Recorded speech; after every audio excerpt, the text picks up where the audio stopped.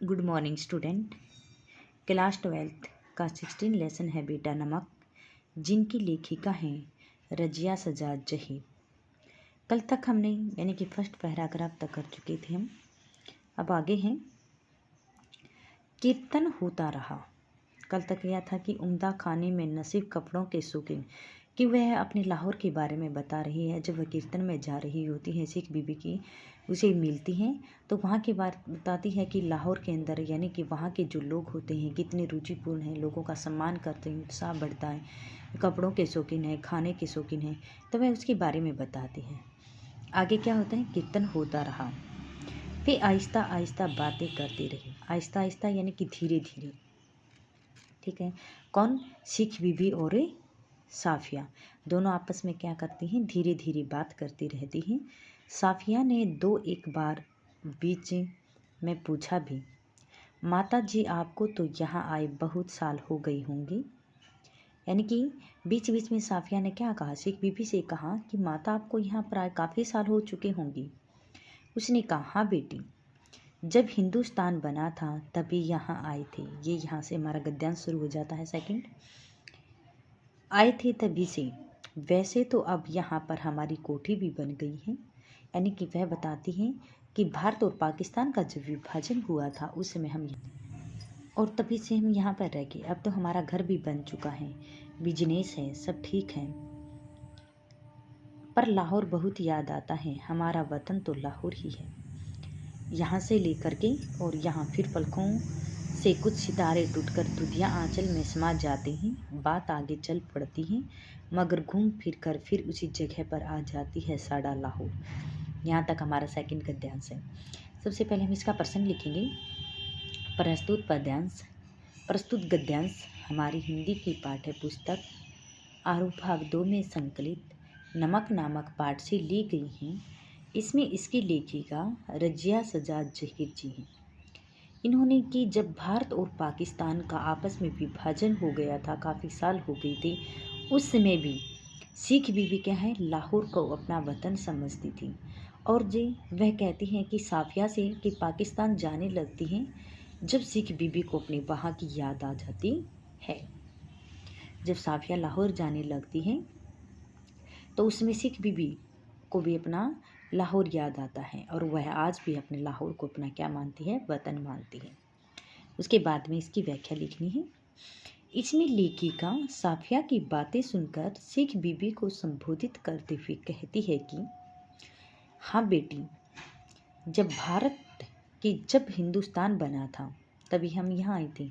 हाँ बेटी, जब भारत और पाकिस्तान का आपस में विभाजन हुआ था, दोनों जब अलग अलग हुए थे, हम लोग तभी से यहाँ पर आ गए हैं। और अब हिंदुस्तान में क्या हो चुका है, वैसे तो यहाँ हमने अपना घर भी बना लिया है। वैसे तो क्या कर लिया, हमने अपना घर भी बना लिया है, हमारा व्यापार भी है, सब कुछ ठीक ठाक से है। लेकिन मुझे आज भी अपने लाहौर की बहुत याद आती है। साफी से क्या कहती है कि जब भारत और पाकिस्तान का आपस में विभाजन हुआ था तभी से हम यहाँ पर आ गए थे और तभी से हम यहाँ पर रहते हैं। यहाँ पर अपना घर भी बना लिया है और हमारा व्यापार भी ठीक चल रहा है, बिजनेस भी। लेकिन मुझे फिर भी अपने लाहौर की बहुत याद आती है। सब ठीक है पर लाहौर याद आता है। बता दिया कि सब कुछ ठीक ठाक, इतने वर्ष हो गए हैं हम हिंदुस्तान में रह रहे हैं, लेकिन हमारा देश तो लाहौर ही है। कितने साल हो गए में यहाँ पर रहते हुए, लेकिन फिर भी हमारा देश कौन है, लाहौर ही है, वही हमें याद आता है। फिर पलकों के कुछ तारे टूटकर दुधिया आंचल में समा जाते हैं। तभी क्या कहते हैं, तब लेखिका कहती हैं कि जब उसे अपने लाहौर की याद आती है तो सिख बीबी की आंखें भर आती हैं। सिख बीबी की आंखों में क्या हो जाता है, आंसू आ जाते हैं और वे उनकी पलकों से कुछ आंसू टपक कर उनके सफ़ेद दुपट्टे पर क्या होते हैं, गिर जाते हैं। जब उसे अपने लाहौर की याद आती है तो उसकी आंखों से आंसू निकल पड़ते हैं और वे आंसू उसके दुपट्टे पर, सफ़ेद दुपट्टे पर आकर उसी में समा जाते हैं। बात आगे चल पड़ती है। यानी कि सिख बीबी और साफिया फिर क्या करती हैं, आपस में बातें करती रहती हैं, मगर घूम फिर कर फिर उसी जगह पर आ जाती है साड़ा लाहौर। यानी कि काफ़ी देर तक सिख बीबी और साफिया आपस में इधर उधर की बातें करती रहती हैं कि वो अपने लाहौर के बारे में बताते हैं, वो अपने भारत के बारे में बताते हैं कि कहते कितने वर्ष हो चुके हैं, लेकिन फिर भी आज भी हमारा जो प्रेम होता है अपने लाहौर के प्रति बहुत अधिक है। आज भी हमें अपने लाहौर की, साड़ा लाहौर, फिर भी हमारा लाहौर की हमें बहुत याद आती है। ठीक है, ये यहाँ तक हमारा गद्यांश है। इसके बाद में इसका विशेष लिखना आपने कि इसमें इसकी लेखिका रजिया सज्जाद जहीर जी ने भारत और पाकिस्तान के जब विभाजन हुआ था उस समय के बारे में बताती हैं। सिख बीबी बातें कर रही होती हैं। भाषा सहज व सरल है, प्रसंगानुकूल है। तत्सम तद्भव संस्कृत के तत्सम तद्भव शब्द उर्दू, फारसी आदि अंग्रेजी शब्दों का भी प्रयोग इसमें किया गया है। संस्मरणात्मक शैली है।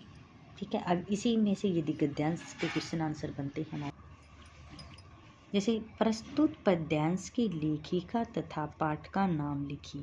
प्रस्तुत पद्यांश की लेखिका कौन है? रजिया सज्जाद जहीर। पाठ का नाम क्या है? नमक। हाँ बेटी, जब हिंदुस्तान बना तभी आई थी, यह बात कौन कह रहा और किसको कह रही है?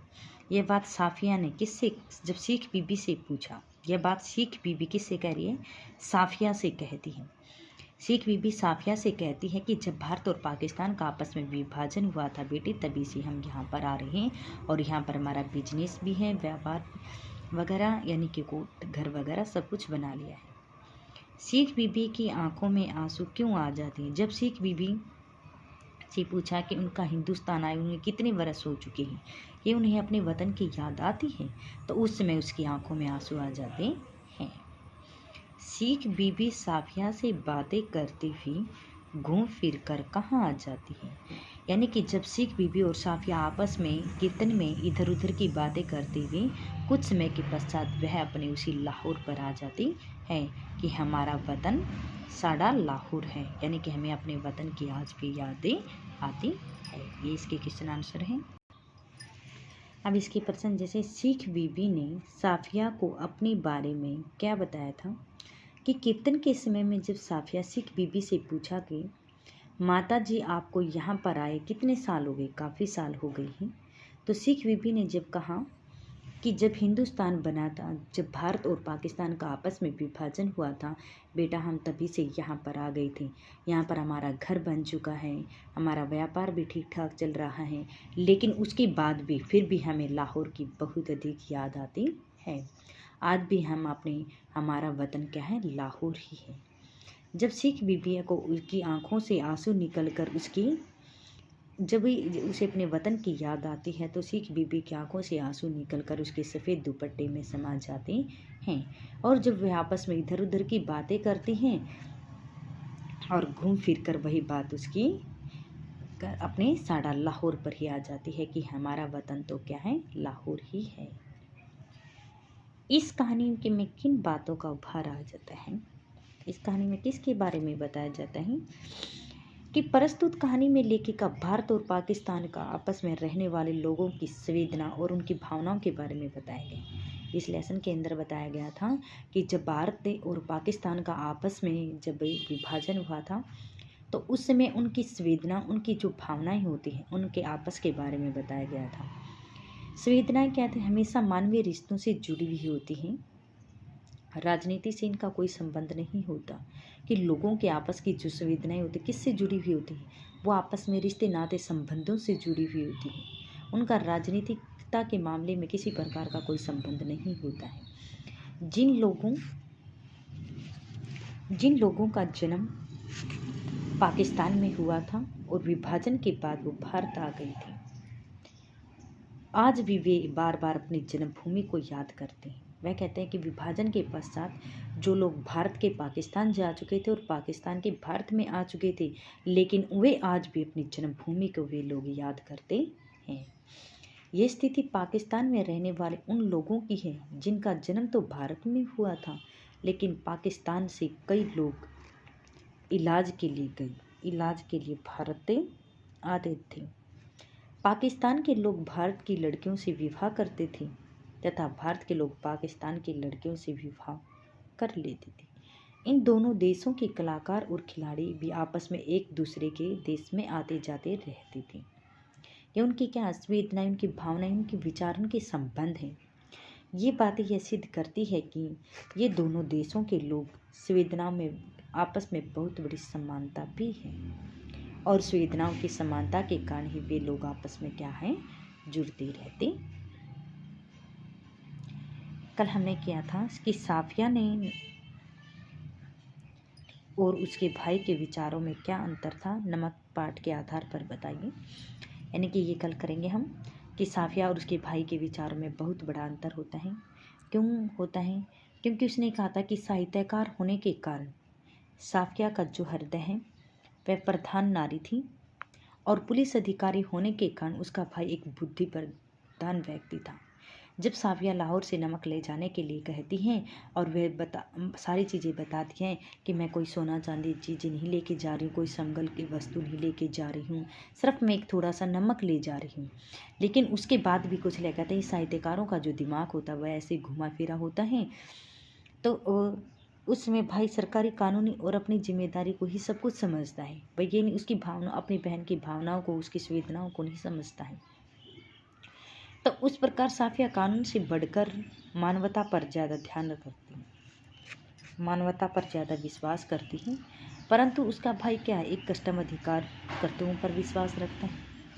तो साफिया का भाई जानता है कि भारत से नमक ले जाना तो गैर कानूनी है और अपनी बहन को भी यही सलाह देता है कि आप लाहौर से नमक मत लेकर जाइए, क्योंकि अन्यथा कस्टम अधिकारियों के सामने तो उसका अपमान होगा।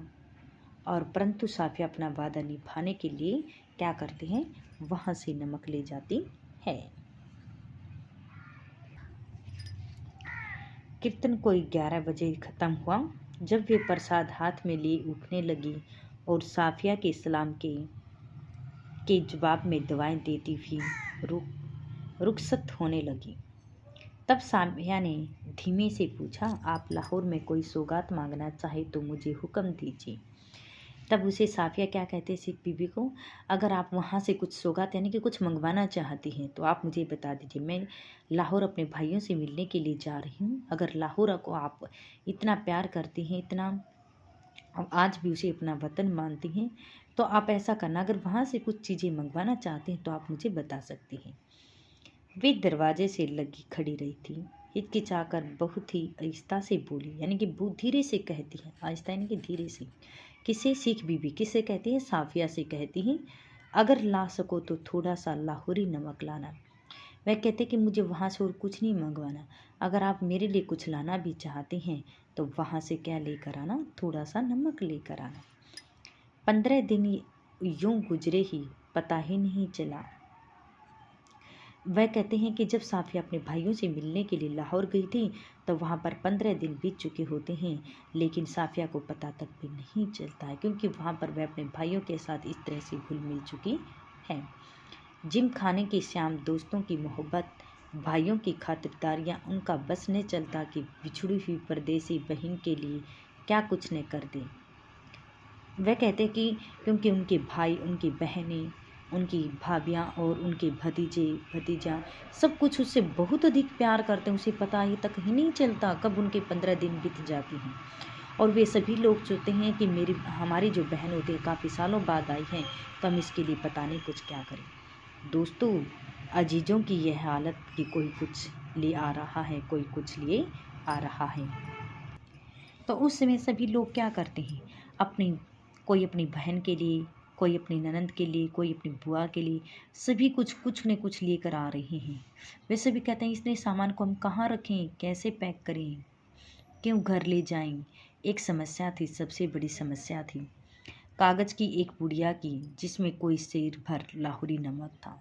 वह कहते कि सारा सब कुछ सामान तो उसने पैक कर लिया था, लेकिन एक थोड़ी सी पुड़िया में क्या था, एक लाहौरी नमक था, और नमक को ले जाना क्या था, गैर कानूनी था। उसे सिर्फ यही चिंता सता रही थी। साफिया का भाई एक बहुत बड़ा पुलिस ऑफिसर था। उसने सोचा कि वह ठीक राय देगा। चुपके से पूछने लगी, क्यों भैया, नमक ले जा सकते हैं? तो वह कहते हैं कि मेरा भाई एक पुलिस ऑफिसर है, ये मुझे बता सकता है। वह धीरे से जाकर कहती हैं, भैया मुझे इस सामान की बजाय क्या एक थोड़ा सा लाहौरी नमक लेकर जाना है, क्या ले जा सकते हैं? तो आपने इसका जो गद्यांश के क्वेश्चन और जो कि हैं कल तक हमने ये हिंट तक याद करना है, ये राइट प्लस लर्न।